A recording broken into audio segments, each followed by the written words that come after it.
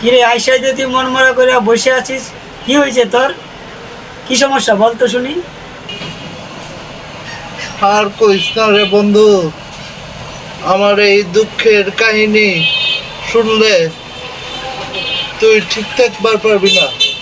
আরে বন্ধু, কষ্ট শেয়ার করলে মনটা হালকা লাগে। এই জন্য তোর কি সমস্যা তুই সেটা আমাকে খুলে বল, না বললে বুঝবো কি করে। শুনবি আমার সেই কষ্টের কথা? তাহলে শোন।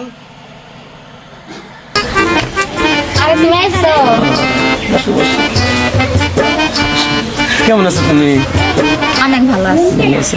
তোমার না আজকে অনেক সুন্দর লাগতেছে। তাই ও। তোমাকে না আজকে অনেক সুন্দর লাগছে। তাই ভাই যদি দেখে তুমি যাইছো, আরে না, কইছি যে বান্ধবীর বাড়িতে যাবো এবারে।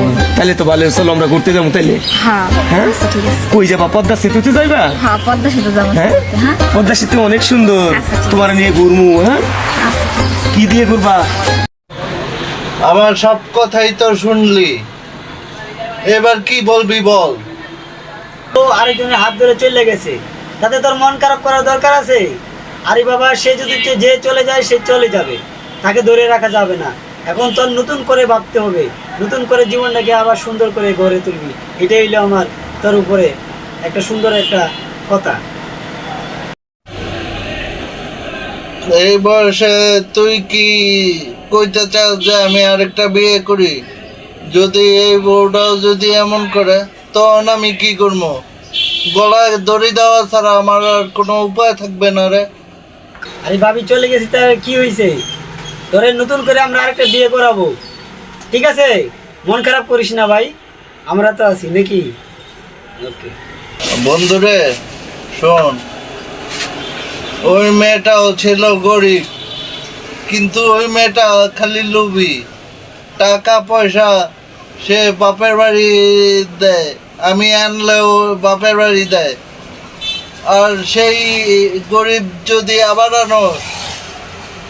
আনি তাহলে তো আবার এই করবে, বাপের বাড়ি টাকা পাঠাবে, তখন আমি কি করব?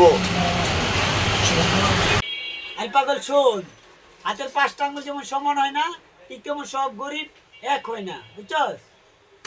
মেয়েটা আসলে ভালো হবে, কিন্তু আনলাম পরে আমার ছেলেটার কি হবে বল তুই?